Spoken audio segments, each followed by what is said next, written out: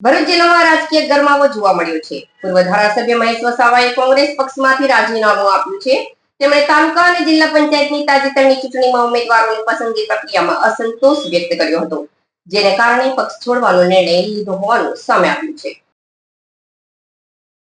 ભરૂચ જિલ્લામાં રાજકીય ગરમાવો જોવા મળ્યો છે. પૂર્વ ધારાસભ્ય મહેશ વસાવાએ કોંગ્રેસ પક્ષમાંથી રાજીનામું આપ્યું છે.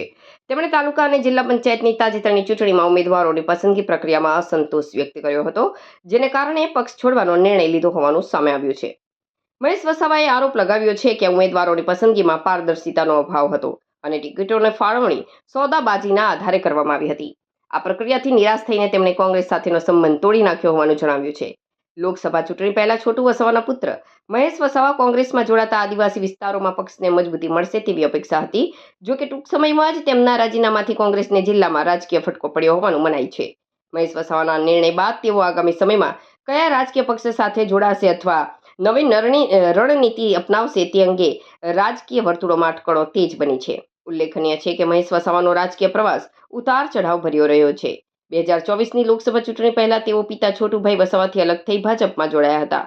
જોકે ત્યાં અણબનાવ થતા ટૂંક સમયમાં રાજીનામું આપી કોંગ્રેસમાં જોડાયા હતા. હવે કોંગ્રેસમાં પણ ટિકિટોથી કથિત સોદાબાજી અને સ્થાનિક જૂથબંધીથી નારાજ થઈને તેમણે ફરી પક્ષમાંથી રાજીનામું આપ્યું છે.